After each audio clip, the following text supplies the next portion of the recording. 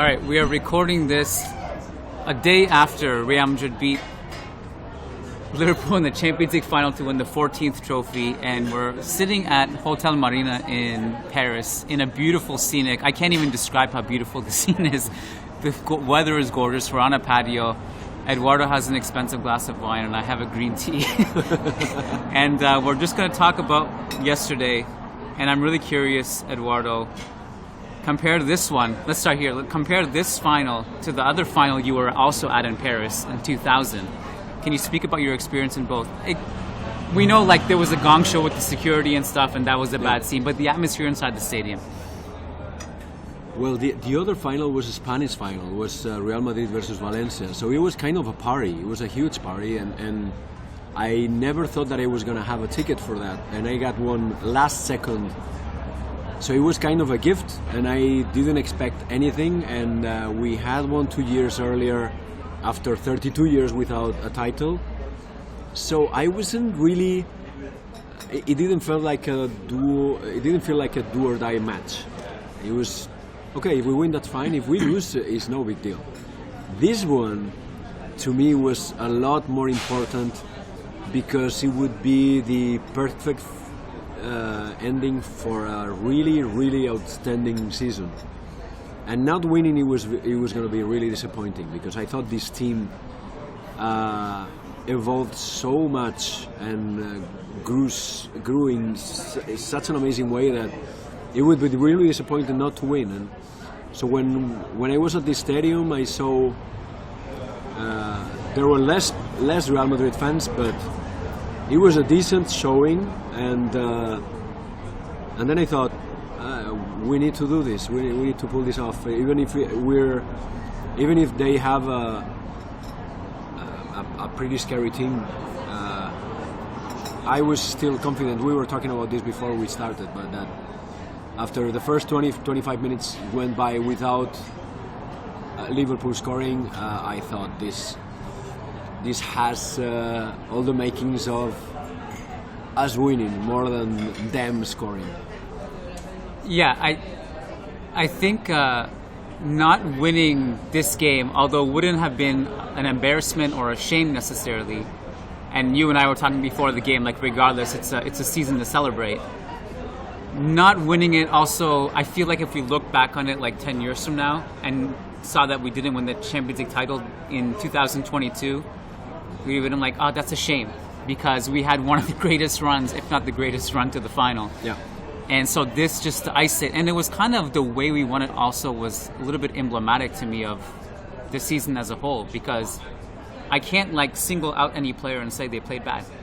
Everyone was good last night. I mean, we can pinpoint like, okay, this player made a mistake here, whatever.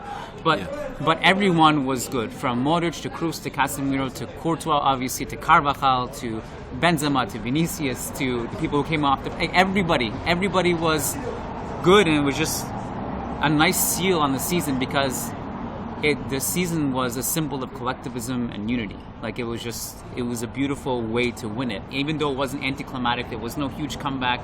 I felt relatively at ease during the whole thing because I was just like, I think we got this. Even when Courtois was pulling out these miracle saves, I was like, I felt pretty easy about it. Yeah, and when we got the goal ruled out, which any other team would have succumbed, but to us, it was the beginning of a pretty decent phase in the match, right before the interval and after the interval.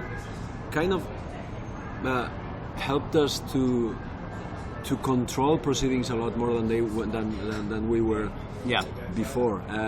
I think one very important element that wasn't mentioned before the match is that this was the first time in pretty much all the knockout stages that we had the full starting lineup healthy. Yeah. Healthy, 100% healthy. Yeah. Some other times Mendy was playing but was not fit, obviously. Yeah. Carvajal wasn't playing, or Militao wasn't playing, or Alba was injured, or Kroos. This was the first time we had the full team, and the game plan was absolutely successful because everyone, as you said, played out of their minds in terms of not only offense but also defense. And we've seen players who were extremely in poor shape in some, like I'm thinking Carvajal. Carvajal's performance last night was absolutely outstanding, facing Luis Diaz, who got me scared shitless well before the match started. Yeah. And Carvajal was fantastic, and we haven't seen this Carvajal. I think in terms of Carvajal, just this, I'm going to take this tangent, but Carvajal's season changed after the Chelsea match when he had to play centre back and did it well. After that, he's been a different player and a terrific one. He's been the Carvajal of 3-4 seasons ago. It's like the Carvajal that I grew up loving, even though I didn't necessarily grow up with him. But like, what I loved most about Carvajal is always that, like, you know, we always talk about when Ramos left, who's the next leader. I always mention Carvajal not because he's Sergio Ramos, but because he was always that guy. Like 2016, 2017, he wouldn't back down from anyone. Yeah. He would fight. Yeah. He would stand up to anyone. Yeah. He would defend. And so even like that center back game against Chelsea, I actually think that he made a few mistakes as a center back, understandably so. But I didn't criticize him for it because he was laying his life on the pitch, and that's the stuff that made Carvajal so great. Yeah. And he had that again. And so to have that version of Carvajal back is a little bit of a cliche, but it's almost like a new signing. We were so worried about the right back position. So if he can stay healthy next season, it's a game changer. Yeah. I was thinking, Diaz, this is not the fullback you find on the Premier League every weekend. No, and he felt that. It was obvious. He was rattled at some point. Yeah. And he ended up being subbed because he was not being able to get to Carvajal's back. It was fantastic. I would also argue, like, Salah versus Mendy. Although Salah got a bunch of shots up, I think he had like 9 shots, which is crazy. I knew that was going to be a key matchup. I thought Mendy did well on that side. Mendy did very well, very well. And the only occasion in which Salah got the better of him, Mendy did well as well, but Salah was brilliant, which is the last save that Courtois made with his forearm, which is an amazing save. Unbelievable. The way that Salah controls the ball from a really tough pass, and then Mendy is on him, and Salah tries a dribble and moves forward, and he ends up shooting with his right foot because Mendy forces him to go right. I mean, Mendy's defending is very good, but Salah was really outstanding, and it's only because our goalkeeper is probably the best in the world right now that we didn't concede. Yeah, that's an amazing save, but it took Salah the best display of his ability to actually get over Mendy. Mendy did very well all match, and we're a different back four with Mendy than without Mendy. With a healthy Mendy, it's a game changer. I also think, like, staying on the topic of that side, you know, a lot of people say, well, Vinicius had 1 shot, 1 goal, etc. The guy was phenomenal defensively. He worked so hard defensively, and that's the thing with the fact that he can like he had that one moment of brilliance against Fernandinho in the City game, first leg. He had this one moment this time. How many forwards and attacking players would you see if they had one chance a game? They would be so ice cold in that situation. Yes. I mean, look, Vinicius had a pretty easy chance by the end of it, so it's not like it was an impossible shot to convert from. But just generally speaking, I don't know if you saw also the stat. Benzema had his XG for the entire tournament was 5. He scored 15 goals. Yes. Unbelievable. Yes. Like, so the fact that we have players who can do that is massive. Like, the fact that we don't need a player who needs like 10 chances to score a goal. It's perfect for what we're doing right now. Like, the fact that we can conserve our energy or defend and still have our one moment and convert from it. And no other team in Europe had that this season. No one. Yeah. No one. And I do believe, in terms of expected goals, I mean, it gives me more. It gives you a tool to understand what happened and be able to see if in the areas you were better than your opponent because you created and converted, or they created and didn't convert. But I think there's at least 5 or 6 plays yesterday that didn't end up in a scoring chance that would have counted in terms of expected goals. Yeah. But that were really close. I'm thinking of various exchanges of passes on the midfield that depended only on a through ball by Benzema, on a 1-2 with Benzema and Vinicius, to get someone in front of goal. And that had an impact on Liverpool, even if it didn't end up in a scoring opportunity. Yeah. Because they thought, these guys know how to move the ball. I mean, they're not just sitting back and waiting for us to make a mistake. They know how to find our back, and at some point that's going to cost us, and that's what happened with Trent Alexander-Arnold and Vinicius. The play of the goal is a very, very good play. It's amazing. From beginning to end. It's the ball moves around. Modric does makes an amazing decision of insisting on the right hand side when it looked like he was going to switch sides. Or pass it backwards for a simple pass. Yeah. Yeah. He found a solution to get through. Yeah. We had 5 or 6 of those plays that ended up in Benzema's boots, in Vinicius' boots, and the final pass wasn't quite there. But Liverpool, in some stretches of the match, they felt like we cannot behave the way we would behave normally against an average team. This is not a team we can just outrun and outclass and intimidate. I felt that too. I felt that there were those moments that don't show up on the shooting chart or shooting map or XG, like as you put it. Like there were several sequences where we almost had breaks or just maybe broke down at the last second. But I could tell it felt like they mentally were starting to process and acknowledge that who they're facing in the final, it's a different beast. It's someone you can't shake or rattle. Like I'd be curious to know how Liverpool fans processed the whole ordeal and how confident they were. Because as a Real Madrid fan, and it works out because we won obviously, but the way I experienced it was like this team I don't know how much belief they have in actually scoring and tying it. I can give you an example. The guy next to me in the stadium was a Liverpool fan who was extremely talkative before the match and during the match up to the moment when Real Madrid scored. And then he put his hand in his hands, just looked down and never spoke again until the end of the match. And I'm telling you, he hadn't stopped for a second.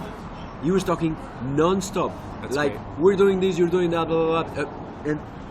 But the impact of the goal was so hard. He was so confident that they were winning that he couldn't even process that they were trailing, let alone that they were going to lose. Trailing was already something that wasn't on his mind. And you could see he's, for all the fame they have and all the "You'll Never Walk Alone," they were largely quiet until the end of the match. They were shell-shocked, completely. I wanted to bring something else. I feel like in the 5 minutes to wrap it up so my laptop doesn't die of battery, but one thing I love discussing with you is kind of like the emotional side of the game, the mentality and stuff. Ceballos was talking about after the game where before the game he was nervous. I'm sure you've seen it, and he saw Modric and Kroos playing cards and stuff.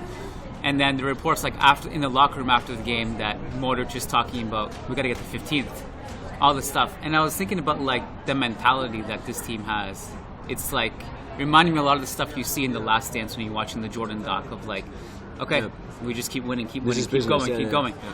Like there's no like, let's not retire on top. And it's like we just keep going until we can. But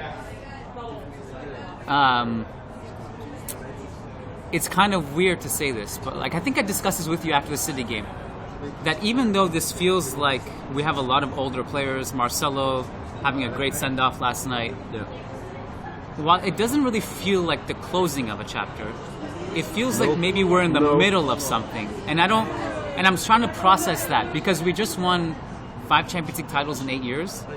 That isn't, I mean, that to me is like a team. If you just told me that, that's like, okay, well, that's a team probably at the end of its cycle now. But this is kind of not, and I don't know how to process that. I don't know if I should. I don't want to get too excited, but the important thing is that there is a mixture of youth and experience that can bring us at least for another few years. And what I say is, we've included from the spine of the BBC of Zidane, that has evolved into a team that has a similar midfield, but with options of the bench that are outstanding. And I'm counting Valverde as a starter, but he could probably replace one of the Casemiro, Kroos, Modric trio. It's inevitable. We have Camavinga and Ceballos, so we have a pretty decent between the 3 starters and the 3 substitutes. We have 6 outstanding players that can rotate for 2 or 3 seasons until Modric retires, until Kroos retires, and then we can bring someone else. But to the 3 guys that come off the bench, Valverde, Camavinga and Ceballos, the learning experience for them is so huge. Massive, yeah. It's so gigantic that it's hard not to see them as options that at least will keep us going for a while. And then Vinicius and Rodrigo up front, and a few options at the back. I think we're fine. I'm feeling good about it. Keep competing for a few years. Obviously, we will need a few signings, especially at the back. But this time should be able to compete for titles for 3-4 years, even if Modric, Kroos, and Casemiro end up retiring in the next few years. Yeah. And I was gonna add one more thing about Ancelotti and reflecting on how this team is used to play this type of games. He said that when the kickoff was delayed, he went to the dressing room, extremely nervous, thinking this is not good for the team. Yeah. We had already made the warm up. Everyone was focused. Blah blah. Yeah. This is gonna take them off the match, and he says, I realized that I was the most nervous in the dressing room. They were fine. Yeah. I was just going nuts, and I thought, if my players are calm, why am I nervous? Yeah. I mean, they calmed me. It was the other way around. Yeah. I should be telling them to calm down, and they were just fine. So I thought, why worry? Let's go. Let's do it. I want to make a point about that because I've been thinking a lot about my personal comments after the 4-0 Clásico, where I was really upset with Ancelotti. And I always try to be so careful and measured in what I say because I don't like to overreact, right? And I even asked the guys on the podcast, I was like, I'm out on this guy. Am I overreacting? I should be like, this was really worrying what we saw. And they were like, no, you're not overreacting. This was really worrying signs, what we saw in the field. And I don't know. Every single successful manager in Real Madrid history has the exact same attributes. They can form the brotherhood. They make sure there's no drama in the media. I mean, maybe the outlier in this is Mourinho, but Mourinho took the drama to himself. Yes, exactly. And he formed the brotherhood. Yeah. Like it was us versus them. So it still worked in that sense. I'm reflecting on it now because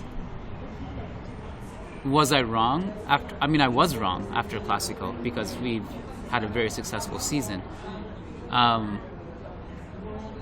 I don't know, maybe the ball bounces differently in one of these games and we're having a different conversation. But sure. I do think I'm more convinced now than ever that a club like Real Madrid needs someone who just can avoid the distractions, keep the harmony, and unlock the creativity in the best players in the world.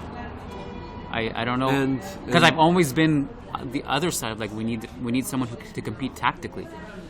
But there's one thing about I don't want to blow my own horn, but regarding that piece that I wrote a month, 6 weeks ago for Managerial Madrid, talking about this, there is a tactical component as well. There is, yeah. And Ancelotti has understood that. Yeah. And because his profile is one of letting players create, that fits well with Real Madrid, but it's also that the type of game that these players do is exactly what the Bernabeu enjoys. Go for the kill, go for the goal, score another one, move quickly, do not take 20 passes backwards. Yeah. Try to find the open man all the time. Yeah. Put pressure on the opposition.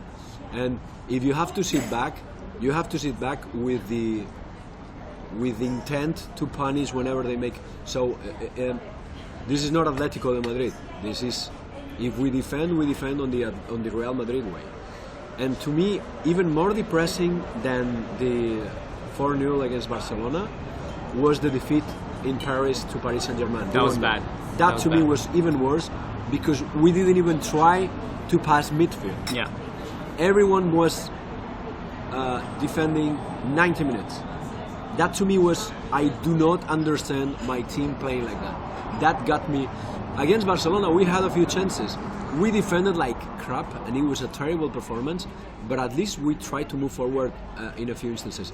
In Paris, we didn't do anything remotely close to attack, and that's when I got concerned. But Ancelotti, like every other Real Madrid manager that has spent enough time at the Bernabeu, knows that there are some things that are not allowed, and that is one of them. Yeah. So, yeah, I think the way he corrected in terms of the way the team plays and the way the subs are involved has changed the season for the team. Yeah, completely. And I think you put a bow on it at the end when you say the way he corrected it, because I think to our defense, we were saying these things at a time where it was around the Paris game, it was around the Clásico, where we were really worried about what we were saying. He was not rotating. He was trusting Kroos, Modric, Casemiro, who were completely out of shape or out of fitness. And the fact that he's involved, new blood. Yeah. He was working with Asensio a lot. Asensio hasn't played at all from after that, at all, unless it was meaningless match or. So the involvement on Valverde compensated for the lack of fitness. I'm just saying. No. They just can't run the way they did run. Everyone needs help. I think so. That's the thing. Like, the trust has made a huge difference. He's improved. I also think just with all due respect to Asensio, just the minor little adjustment of allocating every single second of Asensio to Rodrigo has been a huge improvement. Or Valverde. Or Valverde, and depending on the situation, and also just the incorporation of Camavinga, even incorporation of Ceballos was huge.